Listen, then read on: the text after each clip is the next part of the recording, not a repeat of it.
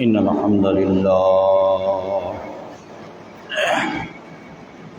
نحمده ونستعينه ونستغفره ونؤمن به ونتوكل عليه ونعوذ بالله من شرور أنفسنا ومن سيئات أعمالنا من يهده الله فلا مضل له ومن يضلله فلا هادي له ونشهد أن لا إله إلا الله وحده لا شريك له ونشهد أن سيدنا وسندنا وحبيبنا ومولانا محمدا عبده ورسوله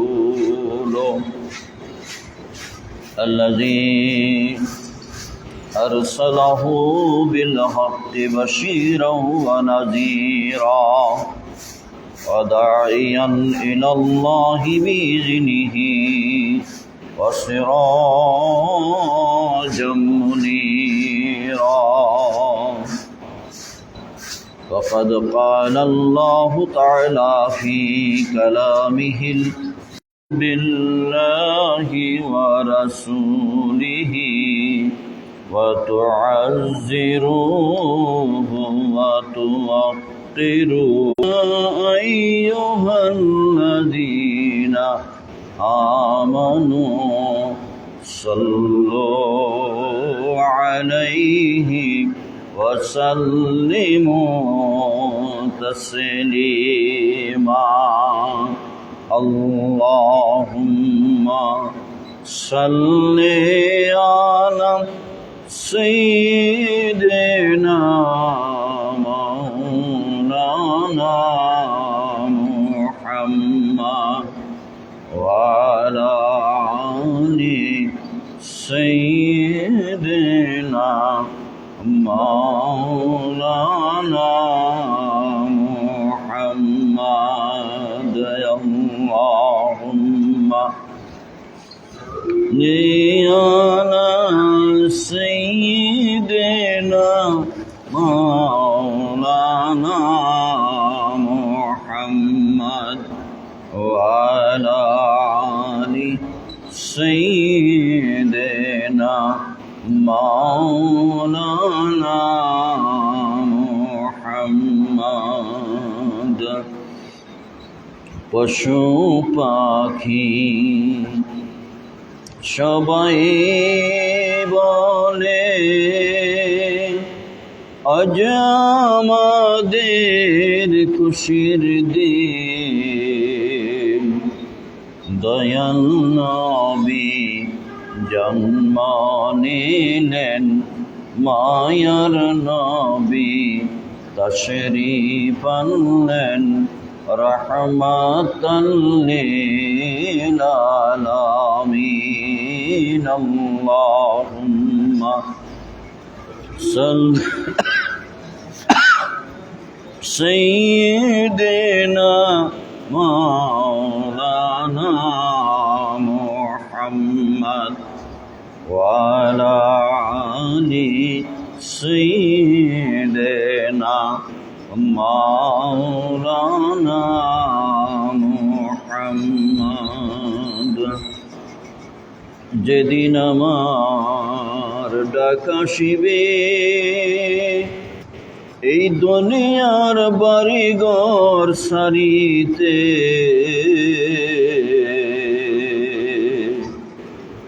আপন পোশাক খুলে খুলে সদা কাফন পরিতে আল্লাহুম্মা সাল্লি আলা সাইয়্যিদিনা মাওলানা মুহাম্মদ ওয়া আলা আলি সাইয়্যিদিনা মাওলানা মুহাম্মদ بلغ العلا بكماله كشف الدجى بجماله حسنت جميع خصاله صلوا عليه وآله خسف القمر بجماله عجز البشر بكماله نطق الحجر بجلاله صلوا عليه وآله بلغ العلا بكماله كشف الدجى بجماله حسنت جميع خصاله صلوا عليه وآله من وجهه شمس الضحى من قده بدر الدجى من ذاته نور الهدى من جسمه درار الحكم بلغ العلا بكماله كشف الدجى بجماله حسنت جميع خصاله صلوا عليه وآله لا إله إلا الله لا إله إلا الله মসজিদের সাথে ধরে ওই বেয়াদবি কই শিখছ লা ইলাহা ইল্লাল্লাহ লা ইলাহা ইল্লাল্লাহ লা ইলাহা ইল্লাল্লাহ লা ইলাহা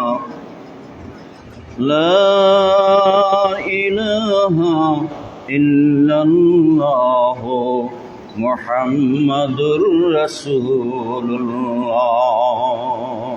সাল্লাল্লাহু আলাইহি ওয়াসাল্লাম। মুহতারাম ইমাম সাহেব, মুয়াজ্জিন সাহেব, মুসল্লিয়ানে কিরাম, সভাপতি সাহেব, সম্মানিত সর্বস্তরের মুরব্বিয়ানে এজাম, যুবক ভাইয়েরা, আমার স্নেহের ছাত্রছাত্রীবৃন্দ, পর্দার আড়ালের মা ও বোনেরা, আসসালামু আলাইকুম ওয়া রাহমাতুল্লাহ। আমরা প্রথমেই সেই মহান রব্বুল আলামিনের দরবারে আলিশানে শুকরিয়া আদায় করছি, যেই মহান আল্লাহ তাআলা আমাদেরকে এই পবিত্র জুমাবারে সকলের আগে হাজির হওয়ার তৌফিক দিয়েছে।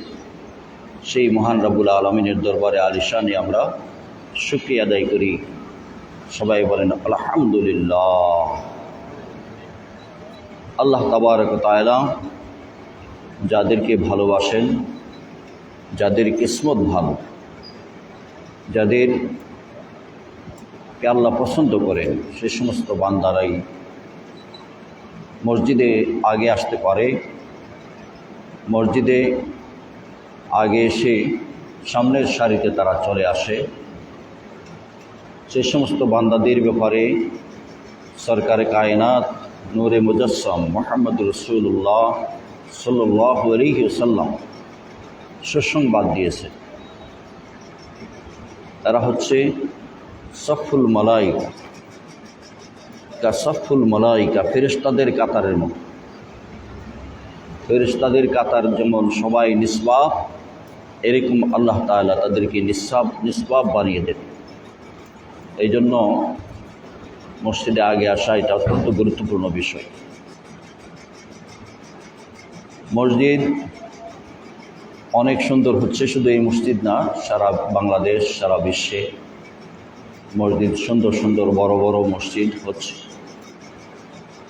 এটার ব্যাপারে কিয়ামতের আলামতের ব্যাপারে আল্লাহ রাসূল সাল্লাল্লাহু আলাইহি ওয়াসাল্লাম বলেছেন, যারা মসজিদ সুন্দর করবে এবং এই নিয়ে গর্ব করবে, আলোচনা করবে যে আমাদের মসজিদ খুব সুন্দর, এটা একটা গর্বের বিষয় হয়ে যাবে, আলোচনার বিষয় হবে, আত্মগরিমা করবে, গর্ব করবে, এরাই আলামতের ভিতরে পড়ে যাবে। মসজিদ সুন্দর হোক, মসজিদ বানাক, তাদের কিসমত ভালো হবে না।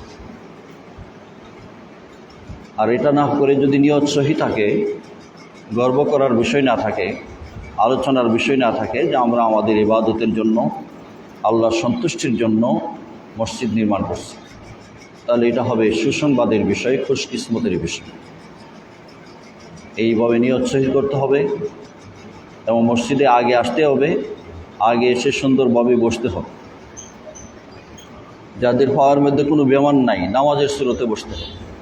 এই যে ছেলেরা এসে কীভাবে বসছে আর ইমাম সাহেব কীভাবে বসছে, আমি একটা ধমক দিয়েছি, আপনারা হয়তো মনে মনে খারাপ মনে করতে পারে। এই যে আইসা টুপি, একজন টুপি খুলে কথা কয় সামনে বসে, এই কারণে ধমক দিয়েছি। শয়তান তো তাদের সাথে বেশি, কারণ আদব হচ্ছে সবচেয়ে বড়। আকাশে সর্বপ্রথম বেয়াদবি করছে ইবলিস, আর জমিনে সর্বপ্রথম বেয়াদবি করছে কাবিল ইবনে আদম। এই ইবলিস এবং কাবিলের অনুসারী যারা হবে পৃথিবীতে, এরা চরম বেয়াদব হবে। এই বেয়াদব আল্লাহর রহমত থেকে বঞ্চিত হয়। বেয়াদব পৃথিবীর অনেক কিছু হয়ে গেলেও তার ধ্বংস অনিবার্য। পৃথিবীর কল্যাণ পায় না, আখেরাতেও ক্ষতিগ্রস্ত অবশ্যই হবে। এই জন্য ছোটোকাল থেকে আদব শিখতে হবে। ছেলেরার ভুলভ্রান্তি হবে, কিন্তু এই ভুলভ্রান্তিটা সংশোধন করতে হবে মুরব্বীরা, ওস্তাদরা। আমরা তো এখনও আমাদের ওস্তাদ দু একজন যারা জীবিত আছে তাদের সামনে গিয়া চেয়ারে বসি না, ওয়াজ করলেও দাঁড়ায় দাঁড়ায় ওয়াজ করে, বসলে গুনাহ হবে এমন না, এটা হলো আদব। তারপরে এই যে পাও সরায় বসা, আদাবুল মুফরিদে ইমাম বুখারী রহমতুল্লাহ আলাইহি লিখেছেন যে পাও সামনে দিয়ে বসা এটাও বেয়াদব। ওস্তাদের সামনে, মুরব্বীর সামনে, যারা সম্মানিত তাদের সামনে এভাবে বসা এটাও বেয়াদব। অনেকগুলি হাদিস আনছেন 200-র উপরে আদাবুল মুফরিদ। সেখানে ইমাম বুখারী রহমতুল্লাহ আলাইহি সন্তান কীভাবে আদব শিষ্টাচার শিখবে তাদের ব্যাপারে বেশি আলোচনা করেছে।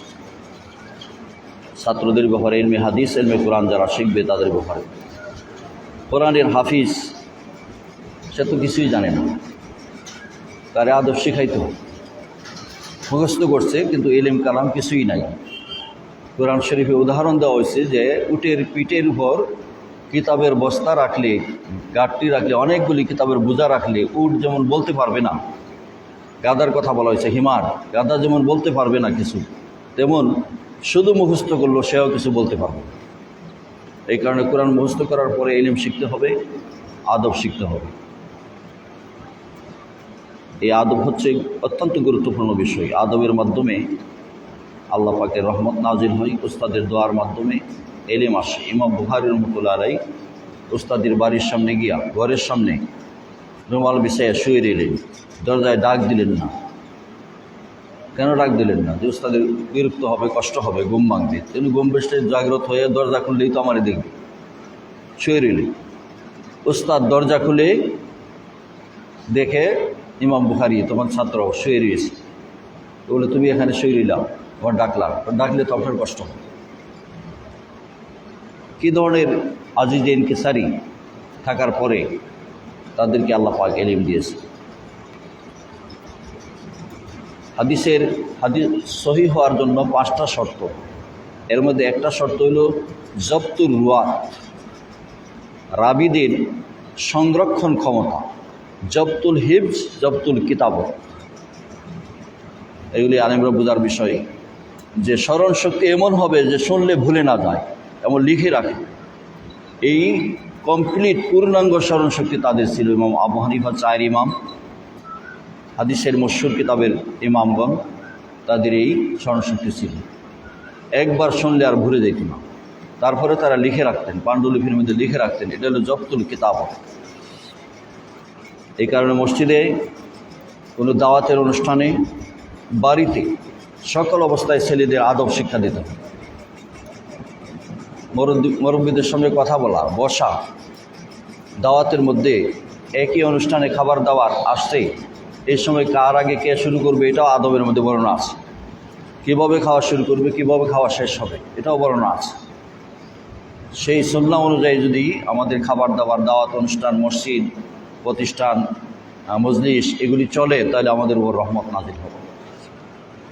এই জন্য পৃথিবীর সবচেয়ে বড় শিষ্টাচার যিনি শিক্ষা দিয়েছেন, এরপরে আর শিষ্টাচারিতা নেই, তিনি হচ্ছেন মুহাম্মদুর রাসূলুল্লাহ সাল্লাল্লাহু আলাইহি ওয়াসাল্লাম। আজিজি ইনকিসারি, নম্রতা, বিনয়তা, বিনম্রতা, অন্য মানুষকে সম্মান দেওয়া, মর্যাদা দেওয়া, নিজে ছোট হয়ে যাওয়া, নরম হয়ে যাওয়া, এটা যদি করা যায় তাহলে নিজের লস না, নিজের জন্য আল্লাহর পক্ষ থেকে যে এটা করবে তার সম্মান মর্যাদা দিন দিন বৃদ্ধি হবে, কমবে না। যে আমিও মুখ করে মর্যাদা সম্মান দিব, আমার মর্যাদা কমে যাবে, এটা না, কমবে না, বরং বৃদ্ধি। এই কথাগুলি বলে আমার আলোচনা শুরু করছি। মুরব্বী, যুবক, বাচ্চা সকলের জন্য আদব আছে। এই যে মসজিদে 2 রাকাত নামাজ পড়া হয়, ফরজ নামাজ 2 রাকাত, আর 2টা খুতবা দেওয়া হয়। এই খুতবা হলো 2 রাকাত নামাজের স্থলাভিষিক্ত। এই কারণে খুতবার সময় মনোযোগ দিয়ে শুনতে হয়, এটা ওয়াজিব, কথা বলা যায় না। এমন নামাজের শুরুতে বসাটা হলো মুস্তাহাব। পাওয়ার যদি কারো অসুবিধা থাকে, প্যারালাইসিস থাকে, বিভিন্ন ধরনের ব্যথা থাকে, এটাতে নামাজ পড়ার সময় বসার অনুমতি আছে, যে যেভাবে বসতে পারে। আর যাদের এরকম সমস্যা নাই, তারা এইভাবে বসলেই এই সওয়াবটা পাওয়া যাবে। সবাই একটু দুরূদ শরীফ পড়েন, সাল্লাল্লাহু আলা মুহাম্মাদ সাল্লাল্লাহু আলাইহি ওয়াসাল্লাম, সাল্লাল্লাহু আলা মুহাম্মাদ সাল্লাল্লাহু আলাইহি ওয়াসাল্লাম। সম্মানিত হাজিরিন, মহাগ্রন্থ আল কোরআনুল কারীম থেকে সূরা আল ফাতহ 48 নম্বর সূরা, এই সূরার 8 নম্বর 9 নম্বর আয়াত তেলাওয়াত করেছি। আল্লাহ তাবারক ওয়া তাআলা তিনি আমাদের উদ্দেশ্যে, পৃথিবীবাসীর উদ্দেশ্যে যে ওয়াজ করেছেন সারা কোরআন বিশ্ববাসীর উদ্দেশ্যে। প্রথমত রাসূল সাল্লাল্লাহু আলাইহি সাল্লামকে খেতাব করে কথা বলা হয়েছে, সম্বোধন করে। যেহেতু কোরআন নাজিল হয়েছে রাসূল সাল্লাল্লাহু আলাইহি সাল্লামের কাছে, আমাদের কাছে নাজিল হয় নাই, আমাদের কাছে জিবরাইল আসে নাই। জিবরাইল ফেরেশতা এসেছেন মুহাম্মদুর রাসূলুল্লাহ সাল্লাল্লাহু আলাইহি সাল্লামের কাছে। তিনি কি আল্লাহ পাক বলেছেন, ইন্না আরসালনাকা শাহিদাও ওয়া মুবাশশিরাও ওয়া নাযীরা লিতু'মিনু বিল্লাহি ওয়া রাসূলিহি ওয়া তু'আযযিরুহু ওয়া তুওয়াক্কিরুহু ওয়া তুসাব্বিহুহু বুকরাতাও ওয়া আসীলা। আল্লাহ তাবারক ওয়া তাআলা বলেন, আরসালনাকা, নিশ্চয় আমি আপনাকে পাঠিয়েছি, প্রেরণ করেছি, শাহিদান, শাহিদ করে, মুবাশশিরান, মুবাশশির, নাজির, শাহিদ, মুবাশশির, নাজির। এখানে 3টা কথা বলা হয়েছে। সূরা আহজাবের মধ্যে আবার বলা হয়েছে সিরাজাম মুনিরা, সেখানে বলা হয়েছে রাসূল সাল্লাল্লাহু আলাইহি সাল্লামকে সরাসরি আল্লাহ বলেছেন, ইয়া আইয়ুহান নাবিয়্যু ইন্না أرسلناك شاهدا ومبشرا ونذيرا وداعيا إلى الله بإذنه وسراجا منيرا। চারটা বৈশিষ্ট্যের কথা এখানে আলোচনা করা হয়েছে। অনেক বৈশিষ্ট্য আল্লাহ রাসূলকে দিয়েছেন উম্মতের জন্য, ইহকালীন পরকালীন। ইহকালীন পরকালীনের জন্য দুইটা কথা বলা হয়েছে। আল্লাহ তাবারক ওয়া তাআলা বলেছেন শাহিদ। কোরআনে পাকের বিভিন্ন মুতারজিম যারা তর্জমা করেছেন সেখানে শুধু লিখেছেন সাক্ষী। এটা হলো শাব্দিক অর্থ, এটা তাফসীর নয়। শাহিদ বলতে ব্যাখ্যা করা হয়েছে, রাসূল সাল্লাল্লাহু আলাইহি ওয়াসাল্লাম ব্যাখ্যা দিয়েছেন সাক্ষী এই পৃথিবীতে উম্মতে মুহাম্মদী এবং অন্যান্য উম্মত যারা তাদের সকলের জন্য তিনি পর্যবেক্ষক। এখানে ব্যাখ্যা দিয়েছেন আল্লামা জালালউদ্দিন সুয়ুতী রাহিমাহুল্লাহ। জালালউদ্দিন সুয়ুতী রাহিমাহুল্লাহ তিনি বলেছেন যে তিনি পৃথিবীতে থাকা অবস্থায় এবং রওজা পাকে এখন শুয়ে আছেন হায়াতুন নবী অবস্থায়, থাকা অবস্থায় এবং ওফাতের পরের অবস্থায়, উভয় অবস্থায় তিনি উম্মতের কার্যাবলী পর্যবেক্ষণ করেন। এটা কিয়ামত পর্যন্ত করবেন। শাহিদ পর্যবেক্ষক, উপস্থিত থাকা, সাক্ষী থাকা। এবং কিয়ামতের ময়দানে সমস্ত নবীদের উম্মতের ব্যাপারে যে উম্মতরা অস্বীকার করবে যে নবীরা দাওয়াতি কাজ করেন নাই, তাওহীদের দাওয়াত দেন নাই, রাসালাতের দাওয়াত দেন নাই, তাদের ব্যাপারে এই মুহাম্মদ সাল্লাল্লাহু আলাইহি সাল্লাম হবেন সাক্ষী। উম্মতে মুহাম্মদী হবে প্রথম সাক্ষী, তারপর মুহাম্মদ সাল্লাল্লাহু আলাইহি সাল্লাম উম্মতে মুহাম্মদীর সাক্ষীকে সত্যায়ন করবেন। তারা অস্বীকার করবে যে না, আমাদের কাছে দাওয়াত নিয়ে আসে নাই। নূহ আলাইহিস সালামের উম্মত, তারপরে যারা দিন গ্রহণ করে নাই, ইব্রাহিম, মূসা, এভাবে সমস্ত নবীদের উম্মতেরা হাশরের ময়দানে যারা নাফরমান, যারা কাফের, তারা অস্বীকার করবে যে আমাদের কাছে কিছু বলে নাই, এ কথা বলবে। তো নূহ আলাইহিস সালামকে, বুখারী শরীফে হাদিসে এসেছে, নূহ আলাইহিস সালামকে বলা হবে আপনি বলুন যে আপনি যে দাওয়াত দিয়েছেন তার প্রমাণ আছে? বলে হ্যাঁ, আমার প্রমাণ আছে। কারা? যে আখিরি জামানার নবীর উম্মত মুহাম্মদ সাল্লাল্লাহু আলাইহি ওয়াসাল্লামের উম্মতরা হচ্ছে আমার সাক্ষী। সুবহানাল্লাহ। তাহলে উম্মতদের পাওয়ার মর্যাদা আমাদের অনেক বাড়ায় দেওয়া হয়েছে, পাঠানো হয়েছে পরে, কিন্তু মর্যাদা আমাদের বৃদ্ধি করা হয়েছে। মুহাম্মদুর রাসূলুল্লাহ সাল্লাল্লাহু আলাইহি ওয়াসাল্লাম এই অর্থে সাক্ষী। মুবাশশির, পৃথিবীর যারা উম্মতে মুহাম্মদী জান্নাতি, তাতে জান্নাতের সুসংবাদদাতা তিনি। আর কাফের মুশরিকদের জন্য নাজির, জাহান্নামের ভয় প্রদর্শনকারী। নাফরমানদের জন্য তিনি নাজির, আর নেককারদের জন্য মুবাশশির, সুসংবাদদাতা। মুহাম্মদ সাল্লাল্লাহু আলাইহি সাল্লাম সুসংবাদ দিয়েছেন। মুহাম্মদুর রাসূলুল্লাহ সাল্লাল্লাহু আলাইহি ওয়াসাল্লামের মর্যাদা, শান, এইগুলি কমানোর জন্য পৃথিবীতে মুনাফিকরা, কাফের মুশরিকরা যত না বেশি তৎপর, এর চেয়ে নামদারি মুসলমান টুপিওয়ালা দাড়িওয়ালারা বেশি তৎপর। বিভিন্ন কথাবার্তা বলে মুহাম্মদ সাল্লাল্লাহু আলাইহি সাল্লামের শান মান কমাইতে চেষ্টা করে। মুহাম্মদ সাল্লাল্লাহু আলাইহি সাল্লামের যে শান মর্যাদা রয়েছে তার ব্যাপারে যদি ইহানত করে কেউ কথা বলে তাহলে তো মুহাম্মদ সাল্লাল্লাহু আলাইহি সাল্লাম আল্লাহ পাক কষ্ট পাবেন। সূরা আহজাবের 57 নম্বর আয়াতে আল্লাহ পাক বলেছেন, যারা মুহাম্মদ সাল্লাল্লাহু আলাইহি সাল্লামকে কষ্ট দেয় তাদের উপর আল্লাহ পাকের লানত, এরা মালউন। আল্লাহ পাক বলেছেন, ইন্নাল্লাযীনা ইউযুনাল্লাহা ওয়া রাসূলাহু লা'আনাহুমুল্লাহু ওয়া আ'adda লা'আনাহুমুল্লাহু ফিল আখিরাতি ওয়া ফিদ দুনিয়া লা'আনাহুমুল্লাহু ফিল আখিরাতি ওয়া ফিদ দুনিয়া وأعد لهم عذابا مهينا।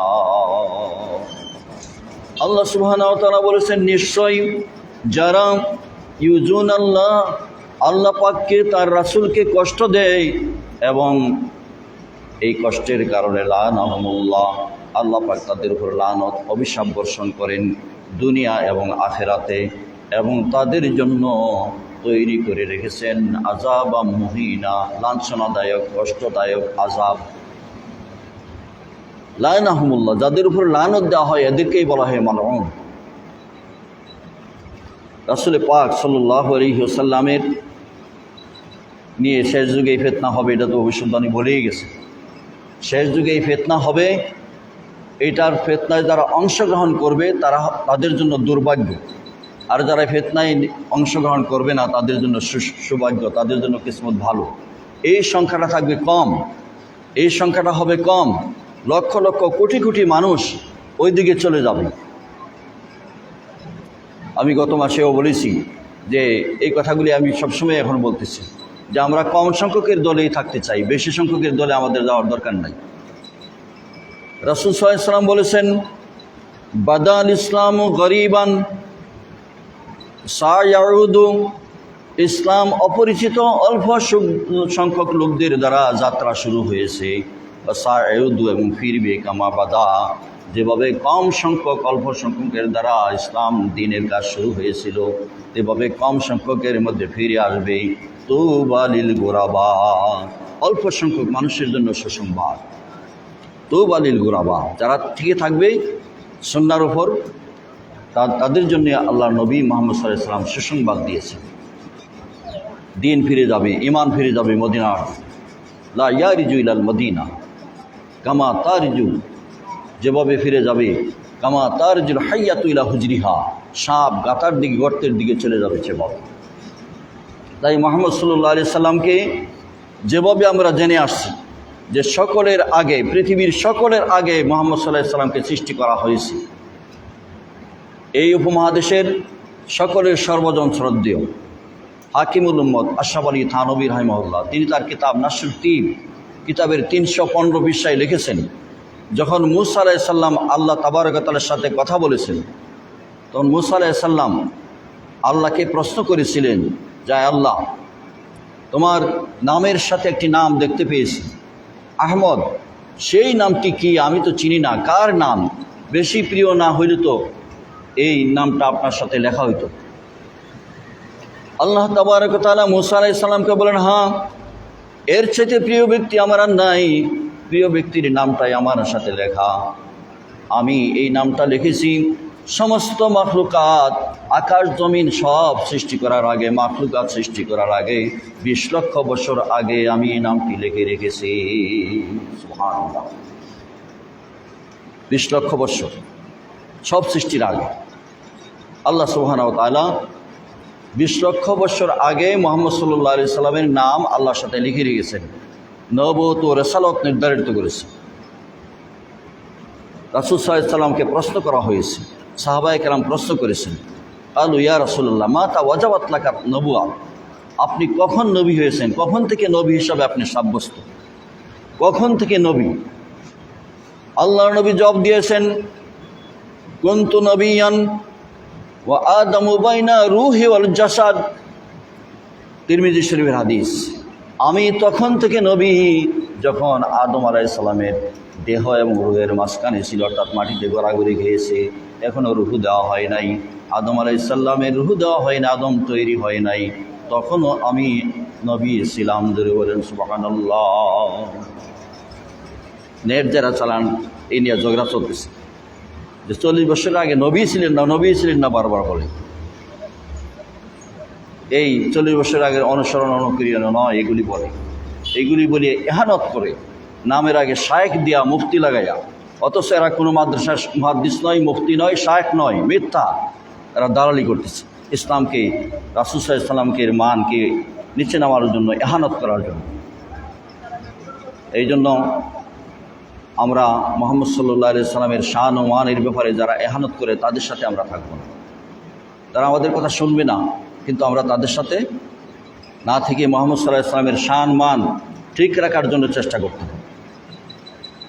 আল্লাহ নবী মুহাম্মদুর রাসূলুল্লাহ সাল্লাল্লাহু আলাইহি ওয়াসাল্লামের নবুয়তের ব্যাপারে যদি প্রশ্ন করে, নবী বলছেন আমি আদম যখন রূহ দেওয়া হয় না তখন থেকে আমি নবী। আর এই যুগের কেউ যদি বলে নবী ছিলেন না, নবী ছিলেন না, রাসূলকে কষ্ট দেওয়া হইল কিনা, রাসূল কষ্ট পাবে কিনা, এই কথা বলেন। আগে নবী মুহাম্মদ সাল্লাল্লাহু আলাইহি ওয়াসাল্লাম বলছেন আমি সকলের আগে নবী, আমাকে নবীয়ত দেওয়া হয়েছে। এই যুগের কেউ যদি বলে যে মুহাম্মদ 40 বছর আগে নবী ছিলেন না, তাহলে কষ্ট হবে কিনা? রাসূলের কষ্ট হবে কিনা? কথা বুঝে আসছে? রাসূলের কষ্ট হবে না খুশি হবে? এই কথায় কষ্ট হইব না খুশি হইব? কষ্ট হবে। যেই কথার কারণে, যে আচরণের কারণে রাসূলের কষ্ট হয়, আল্লাহ পাক তাদের উপর লানত করেন। মুহাদ্দিস হোক আর মুফাসসির হোক, শায়েখ হোক, যাই হোক না কেন, সারা বিশ্বের সকলের বড় মনে করতেছে মানুষের, সকলের বড় আলিম, কিন্তু সে যদি রাসূলের ইহানতের ব্যাপারে, মর্যাদার ব্যাপারে কথা বলে, মর্যাদার বিরুদ্ধে কথা বলে, সে সারা বিশ্বের সকলের কাছে বড় হইলেও আল্লাহর কাছে একটা মশার সমান নয়। মুহাম্মদ সাল্লাল্লাহু আলাইহি সাল্লামকে আল্লাহ পাক সকলের উপরে মর্যাদা দিয়েছেন।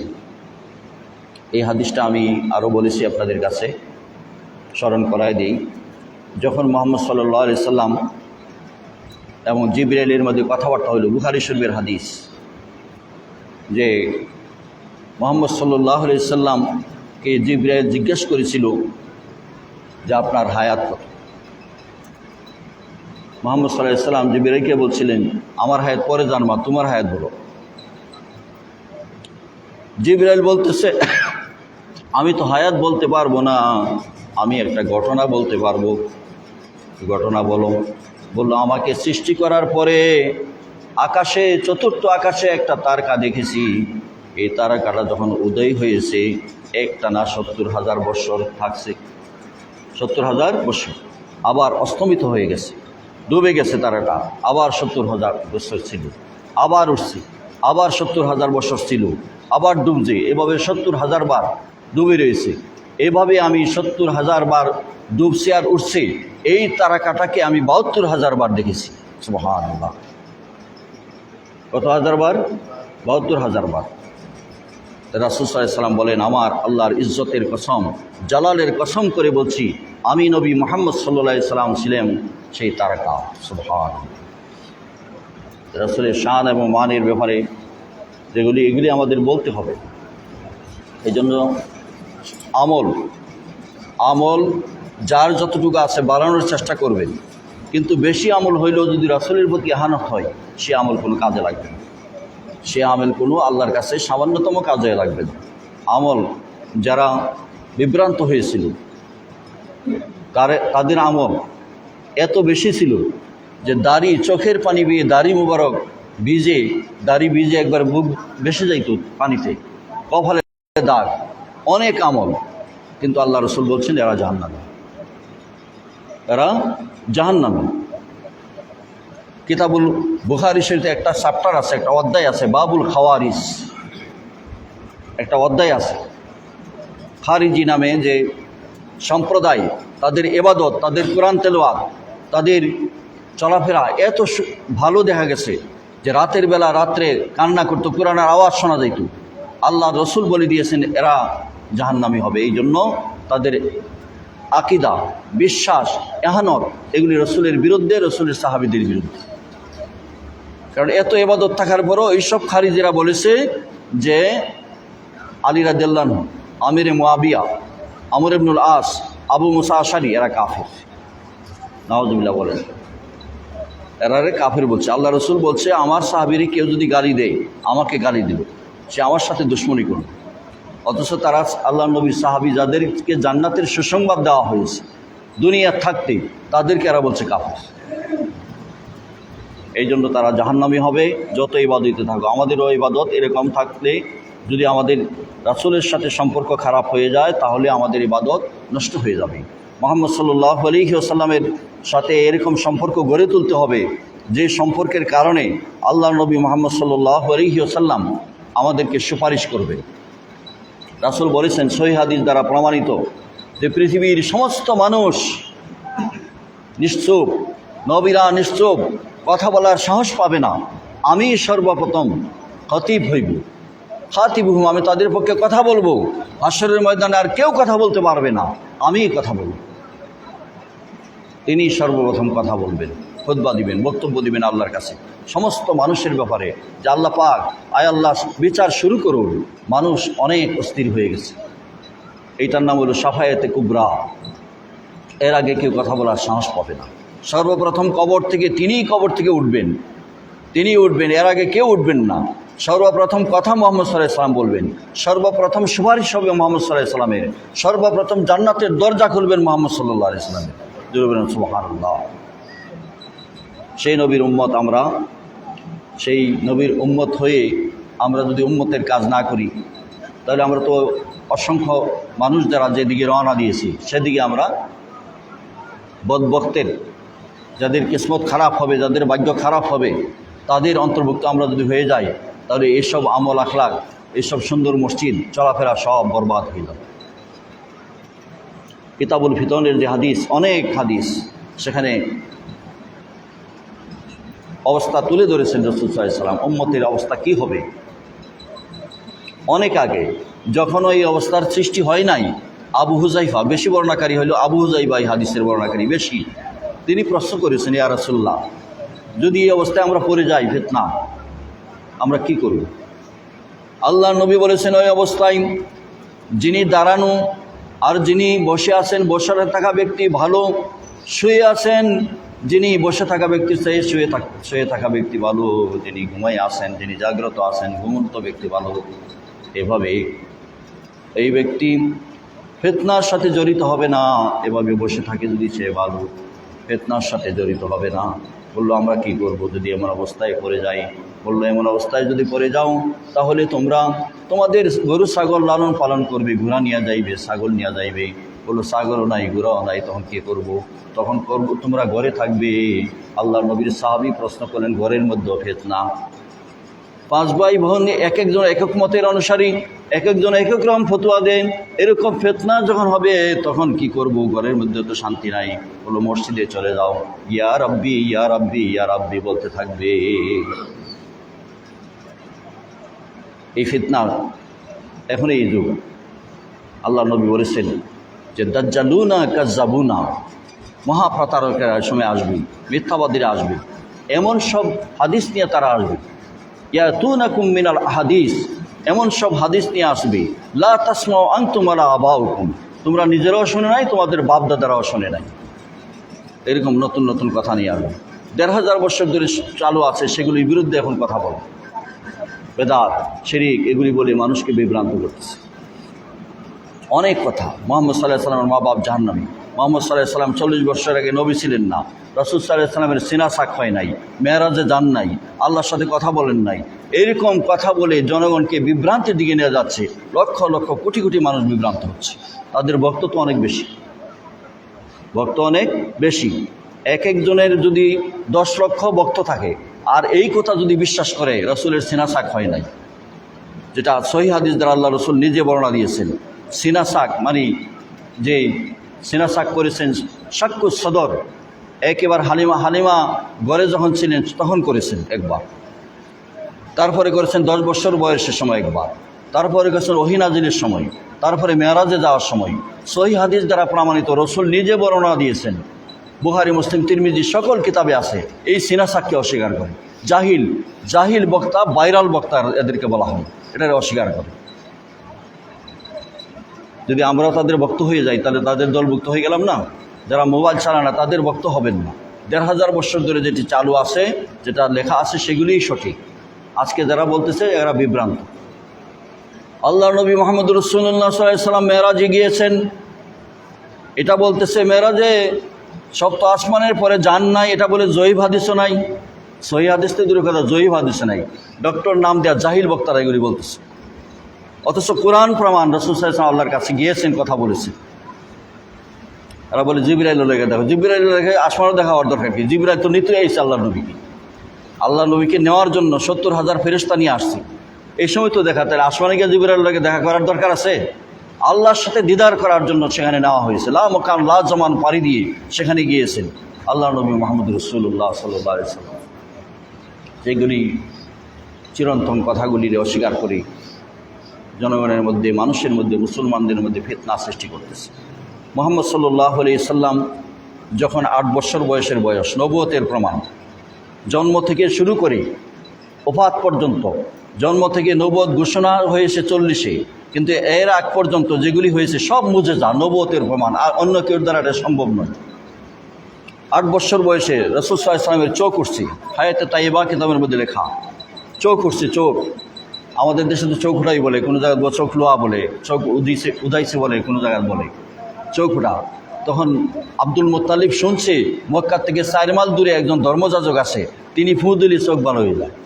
তখন কান্দ কইরা ওনারে নিয়ে গেছে, গিয়া ওনার বাড়ির বারান্দায় বসছে। কিছুক্ষণ বসে থাকার পরে মুহাম্মদ সাল্লাল্লাহু আলাইহি ওয়াসাল্লাম বলে, দাদা আমরা যে আসছি উনি তো জানেন, ওনারে তো খবর দিতে হবে, কোনো কারণ ইশারা করতে হবে যাতে বুঝে যে আমরা আসছি। এই শিকল আছে দেখা যায় ওনার এই খবর দেওয়ার জন্য, শিকল ধরে টান দিলে তো উনি বুঝবে যে আমরা আসছি। আব্দুল মুত্তালিব, হ্যাঁ তাই হোক, তুমি টান দেও। মুহাম্মদ সাল্লাল্লাহু আলাইহি ওয়াসাল্লাম শিকল ধরে টান দিন। টান দেওয়ার সাথে সাথে আওয়াজ হয়েছে। ওই ধর্মযাজক বুঝতে পেরেছে, তিনি দরজা খুলে এসে খুব ভালো করে তাকাইলেন, মাথা থেকে পা পর্যন্ত তাকাইলেন, তাকায় বললেন, মুরব্বী আপনি কি মক্কার আব্দুল মুত্তালিব না? হ্যাঁ আমি আব্দুল মুত্তালিব। আপনি কীভাবে জানলেন? আমি যে আব্দুল মুত্তালিব, আপনার সাথে কোনোদিন দেখা হয়েছে? ওই ধর্মযাজক বলে, এইমাত্র আমি তৌরাত কিতাব পড়েছি। উনি ছিলেন তৌরাত, জাবুর, ইঞ্জিলের হাফিজ এবং পণ্ডিত। আমি তৌরাত কিতাব পড়েছি, তৌরাত কিতাবের মধ্যে আপনার পরিচয়, এই যে সাথে ছেলে নিয়ে এসেছেন তার পরিচয় সব লেখা আছে, সুন্দরভাবে লেখা আছে। তার নাম তো মুহাম্মদ ইবনে আবদুল্লাহ এতিম, তাই কিনা? বল হ্যাঁ তার নাম মুহাম্মদ। বললো তিনি মুহাম্মদ না শুধু, তিনি হচ্ছেন মুহাম্মাদুর রাসূলুল্লাহ সাল্লাল্লাহু আলাইহি ওয়াসাল্লাম। আজকে আপনি আসবেন, এটাও লেখা আছে তারিখ, এমন শিকল ধরে টান দিবেন, এই আরব দেশে একটা ভূমিকম্প হবে। এইমাত্র ভূমিকম্প হয়ে গেছে, শিকল দেওয়া টান দেওয়ার সাথে সাথে একটা মৃদু ভূমিকম্প হবে, ভূমিকম্প হয়ে গেছে। তিনি হচ্ছেন আখিরি জামানার পয়গাম্বর মুহাম্মদুর রাসূলুল্লাহ সাল্লাল্লাহু আলাইহি ওয়াসাল্লাম। আব্দুল মুত্তালিব কোনো পরিচয় দেওয়া লাগে নাই, ওই ধর্মযাজক তৌরাতের বরাত দিয়ে উনি সব পরিচয় দিলেন। আপনি কেন আসছেন? বলে আমি আসছি, শুনেছি যে আপনি ঝেড়ে দিলে চোখ ভালো হয়ে যায়, আমার নাতি তো চোখ উঠেছে। ধর্মযাজক বলল, আকাশের নিচে, জমিনের উপরে, পৃথিবীতে কোথাও আপনার নাতি মুহাম্মদুর রাসূল ওনার চোখে গায়ে ফু দেওয়ার পাওয়ার ক্ষমতা পৃথিবীর কারো নাই। সুবহানাল্লাহ। আর কেউ ফু দিতে পারবে না, কেউ ফু দিতে পারবে না। এত মর্যাদা সম্পন্ন তিনি আখিরি জামানার পয়গাম্বর, ওনারে ফু দেওয়া সম্ভব হবে না। দাদা আব্দুল মুত্তালিব বলে, তাহলে কি করতে হবে? বলো, আপনি যাকে নিয়ে আসছেন তিনি হচ্ছেন আখিরি জামানার রাসূল মুহাম্মদুর রাসূলুল্লাহ সাল্লাল্লাহু আলাইহি সাল্লাম। ওনার নিজের কাছেই নিজের ঔষধ আছে। ওনার জিহ্বা থেকে একটু লালা বের করেন, জিহ্বা থেকে একটু থুতু বের করে চোখের মেঝে মলমের মতো লাগায় দেন, দেখবেন সাথে সাথে চোখ ভালো হয়ে গেছে। সুবহানাল্লাহ। সাথে সাথে আব্দুল মুত্তালিব তাই করলেন, জিহ্বা থেকে একটু লালা বের করে চোখে লাগায় দিলেন, চোখ সাথে সাথে ভালো হয়ে গেছে। সুবহানাল্লাহ। এটা নবী ছাড়া আর কারো সম্ভব? বলেন। হালিমার ঘরে যখন তিনি গেলেন, এক স্তনের দুধ পান করেন, আরেক স্তনের দুধ পান করেন। ডান স্তনের দুধ খান, বাম স্তনের দুধ খান। উনি মুখ লাগাইলেও তিনি খান না। কেন খান না? তার বর্ণনা দেওয়া হয়েছে। মুহাম্মদ সাল্লাল্লাহু আলাইহি ওয়াসাল্লামই যখন বড় হয়েছিলেন তখন ওনার বর্ণনা, এমন সিরাত সংকলকরা বর্ণনা দিয়েছেন যে ওই হালিমা দুধমার আরেকজন ভাই ছিল, দুধ ভাই, সে দুধ পান করবে, এই জন্য মুহাম্মদ সাল্লাল্লাহু আলাইহি ওয়াসাল্লাম এক স্তনের দুধ পান করেছেন, আরেক স্তনের দুধ পান করেন নাই। ইনসাফের প্রতি তিনি শিশুকালেই মুজেজা, এই ইনসাফ বুঝতে পেরেছেন, আল্লাহ পাক সেই জ্ঞান তাকে দিয়েছেন। এই জন্য তিনি এক স্তনের দুধ পান করেছেন, আরেক স্তনের দুধ পান করেন নাই। সুবহানাল্লাহ। মরুভূমির মধ্যে ওনার গাছ ছিল না, উট ছিল দুর্বল। এই মুহাম্মদ সাল্লাল্লাহু আলাইহি ওয়াসাল্লাম যাওয়ার সাথে সাথে ঘাস হয়েছে, উটের স্তনে, ছাগলের স্তনে দুধে ভরে গেছে। সুখের কোনো সীমা নাই, হালিমার পরিবারে সুখ সমৃদ্ধি এসে গেছে। এটা নবী ছাড়া কারো দ্বারা সম্ভব নয়। মুহাম্মদুর রাসূলুল্লাহ সাল্লাল্লাহু আলাইহি ওয়াসাল্লাম পৃথিবীবাসীর জন্য, আকাশবাসীর জন্য, দুনিয়াবাসীর জন্য পরকালে দুনিয়াতে সকল জায়গায় তিনি সাক্ষী, সকল জায়গায় তিনি মুবাশশির, সকল জায়গায় তিনি নাজির। অর্থাৎ মুহাম্মদ সাল্লাল্লাহু আলাইহি সাল্লাম পৃথিবীর নেককার মানুষের জন্য সুসংবাদদাতা, কাফির মুশরিকদের জন্য জাহান্নামের ভীতি প্রদর্শনকারী। তিনি দুনিয়া আখিরাতের কল্যাণ, দুনিয়া আখিরাতের মুক্তির দিকে মানুষকে আহ্বান জানিয়েছেন। তাই মুহাম্মদ সাল্লাল্লাহু আলাইহি সাল্লামের নবুয়ত শুরু হয়েছে সৃষ্টির শুরু থেকে একেবারে জান্নাত পর্যন্ত সকল অবস্থায় তিনি নবী এবং রাসূল। সুবহানাল্লাহ। অনেক হাজার হাজার প্রমাণ আছে। এই জন্য মুহাম্মদ সাল্লাল্লাহু আলাইহি সাল্লামের অনুসরণ করার সাথে সাথে মহাব্বত, ভালোবাসা, এশকও থাকতে হবে। এশক আর মহাব্বত দুই জিনিস। মহাব্বত শুধু ভালোবাসি, মনের টান, আর এটা যখন প্রাগার হয়, ওনার ছাড়া কোনো কাজ করি না, ওনার কথাই সবসময় স্মরণ হয়, সেটারে এশক বলে। এশক বলে, বিবেক বলে, নাম বললেই তো চলে মোহাম্মদ। কিন্তু এশক যদি থাকে, কখনো মোহাম্মদ শুধু নাম বলবেন না, মোহাম্মদ সাল্লাল্লাহু আলাইহি সাল্লাম। মোহাম্মদ সাল্লাল্লাহু আলাইহি সাল্লামের ঘাম বেড়ে সেগুলি মেশক আম্বরের চাইতে সুঘ্রাণ ছিল। যাদের এশক আছে তারা বলবে, শুধু ঘাম বলবে না, মোহাম্মদ সাল্লাল্লাহু আলাইহি সাল্লামের ঘাম মোবারক, মোহাম্মদ সাল্লাল্লাহু আলাইহি সাল্লামের ঘাম মোবারক। ঘাম জমা করে শিশির মধ্যে ভর্তি করে রাখা হইতো। এই ঘ্রাণ, সুঘ্রাণ কখনো যাইতো না। আমাদের দুনিয়ার আতর যেগুলি আছে সেগুলি একদিন, 2 দিন, 3 দিন, যত দামি হোক, এরপরে এক সময় চলে যায়। কিন্তু মুহাম্মদ সাল্লাল্লাহু আলাইহি সাল্লামের সুঘ্রাণ কিয়ামত পর্যন্ত থাকবে, কোনো সময় সুঘ্রাণ যায় না। সুবহানাল্লাহ।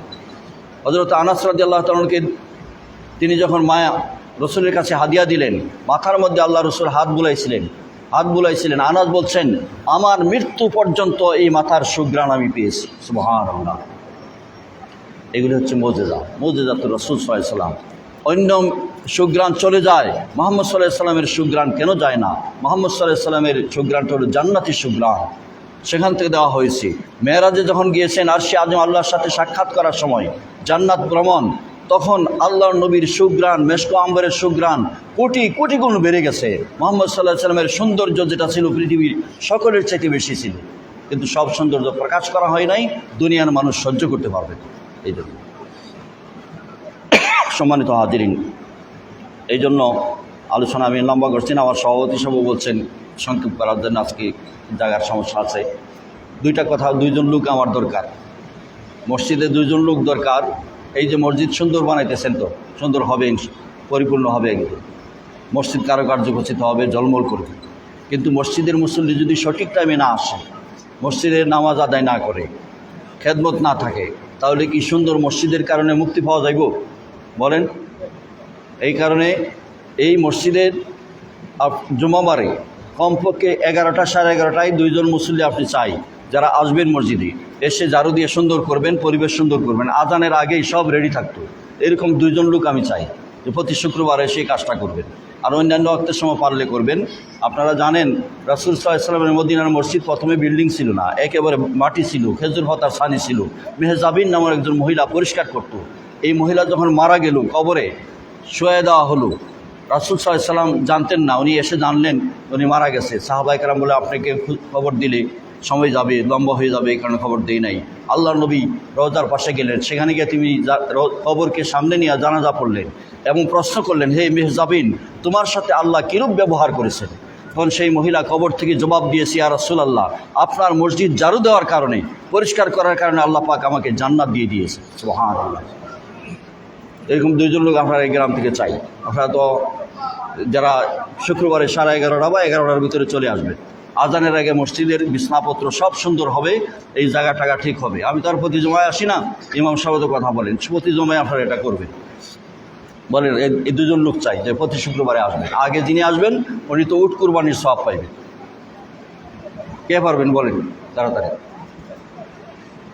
বয়স কম হলে ভালো, বুড়া বয়সে তো ওই বিছনা টানাটানি করা কষ্ট।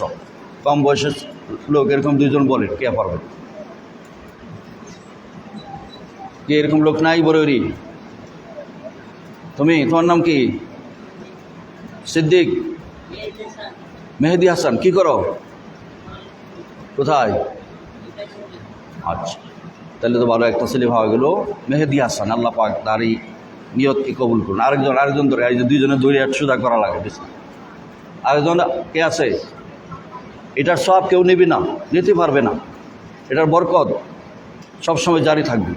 আরেকজনকে মেহেদি হাসান একজন, আরেকজন বলেন, দুজন হলে ভালো। আর কেউ নাই? এই মসজিদ আপনার এত বড় মসজিদ বানায় কি হবে?